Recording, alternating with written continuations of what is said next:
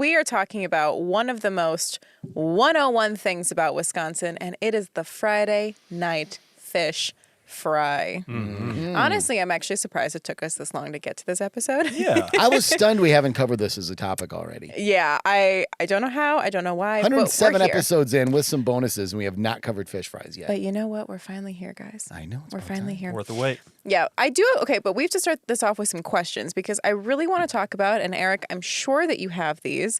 I want to talk about the history of the fish fry, why it became so popular and like such a staple in supper clubs for Wisconsinites, all that kind of fun stuff. Do you have history for me? Before we got do some. that, can we introduce our guest? Oh, sorry. I'm sorry. I thought I would get history so he can from participate. Wow. I thought I would get history from Eric, and then, okay, I'm so sorry. What a terrible host I am. Welcome back for the third time, which officially is a record here in the cabin. Hey. True. Josh Ostermann. I thought you were going to lead it off with the, episode 92, the #1 most downloaded podcast in the cabin history in the first 7 days of release. You have The to pizza episode. you have to put that Very caveat nice. to it. Oh, yeah. Within the first 7 days. But I'm back. You know when he steps into the cabin, you're about to hear some passionate food knowledge. yeah. Passionate food knowledge, but also, I mean, God, someone who's a big fan of the cabin to be both in it and a listener of it. So welcome, Love the cabin. welcome back, Josh. Thank you for being here. You guys, you all did an excellent job with the Eau Claire episode when Matt came in and you did a deep dive. Loved it. I approved of it. Being Even an Eau me Claire- calling Well, what is it? Ray's? it's Ray's. Ray's, yeah. Yeah. A The dive. best hot beef Oh, and yeah, hot I ham think- in the state. we knew that you were going to get upset when he called it a dive. Well, each their own. Oh, okay. Anyway, back to history. my original question. History of the fish fry. Well, dive bars and fancy restaurants alike love to do fish fries, so come fry with me. And Oh, we'll my. Do a little, this is why I'm not a singer, do a little brief history here. Now, fish fries are popular more so in Wisconsin than anywhere else in the country. I mean, you'll find them in certain places, but they take on a special significance here, and that's due to, first of all, our incredible access to freshwater fish. I mean, it's a plentiful, and it has been through history. But two things really made the fish fry a staple in restaurants and taverns everywhere. One is religious. It's Catholicism. So many of the European Catholics who came over here, mainly in the mid and late 1800s, followed that rule about on Friday nights, you were not to eat meat, but you could eat fish. And, we all know the reasons. Well, if you care, you know the reason why. And basically, they modified that rule in the probably the mid-century, mid-20th century, just on Fridays during Lent, which we're about to go into here pretty soon. But, some people, it just became such a staple every Friday night. It doesn't matter if it's Lent or not. It just kicks into overdrive during Lent. But Catholicism was one of the reasons, and frankly, it's cheaper to take your wife and kids out for fish than a steak. Yeah. So that became Fair enough. popular. The other thing that really kicked it into gear in the 1930s was Prohibition. A lot of these taverns that served food couldn't serve alcohol legally during Prohibition, but fish were plentiful. They could buy it, fry it up, serve it, and make it a special occasion for people. So taverns were able to survive by selling fish fries primarily on Friday nights. That sustained them through Prohibition. Kind of replace the bar culture with another social kind of gathering for a meal. Exactly. So that was, from Interesting. Prohibition, which is 1919 to 1933, that really helped them make it through. I do have a question about when a traditional fish fry is served. What is with the slice of bread? What purpose does it serve?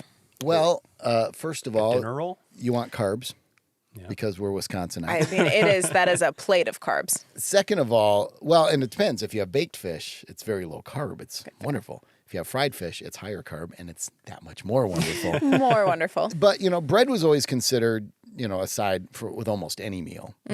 A lot of people like to take fried fish and make little fish sandwiches out of it. So that's one of the reasons for the bread. Rye and marble rye became one of the most popular options for fish. And for some reason, they pair so well together. I can't explain why, but you get Some onions on there? Yeah, rye bread, butter, and some onions. Oh, it's wonderful. A little tartar sauce. So it just became all these staples. So you had your fish, you had your bread. Coleslaw became a very popular side with that. And, really cabbage is a very popular vegetable that's been grown here for so long. So that was one of the ways to use cabbage, which is a very healthy probiotic vegetable too. So that counters the health, fried fish isn't the healthiest thing, Right. even though fish is very good for you. But little cabbage helps. And of course, a little bit of the whatever makes it coleslaw makes it that much better. Yep. And then Mayonnaise. and mayonnaise, yeah. And then a potato, some sort of potato side. And a lot of times it's French fries. Sometimes it's hash browns. But potato pancakes became a big, big staple. And that, Oh, yeah. Yeah. and potato pancakes can vary widely. Yep. I've had some wonderful ones, and I've had some just greasy, nasty ones. Yeah. But if they do a potato pancake right, with whatever the little spices are on it, it's just absolutely heavenly. Yeah. Yeah. So that's one I'm looking for. But in the Madison area, it's actually technically it's in Roxbury. So if you're on Highway 12 and you're heading out towards like Sauk, and you can cut over to Roxbury, and it's called the Dwarf House. Now this one's great because you That's pull a in. supper club too. Yep. Right? Yep. It's a supper club. It's a German themed supper club. So you pull in, and they don't take reservations. So you have to get there early. And they don't start seating people until about 5. And we would get there at like 4:30 and go to the front bar. And the front bar is kind of like this very intimate, small little bar. And they make a nice stiff drink too, by the way. I mean, so like excellent drinks. And so you go up there, and it's fun. I mean, you're just having a conversation with the people that you go there with. And I mean, you could be there an hour before you actually sit down and start eating. But the fact that your like dinner experience started at 4:30. It was only because if you waited until 6 to go there, you're going to be eating late in the Right. evening. So you have to.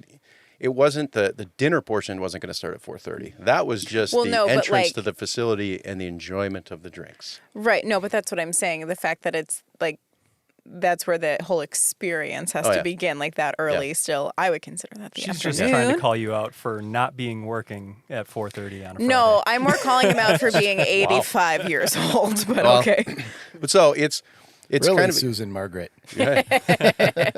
This is a large building, but once you get inside, like the front bar is very intimate, so it feels small. Then the dining area is small, and then they have a whole nother back area where they have a back bar, and that's where like we were there one night and we couldn't sit in the front area, so we were sitting in the back area. But it turned out to be even better because they had a polka band going, so we're enjoying our fish fry.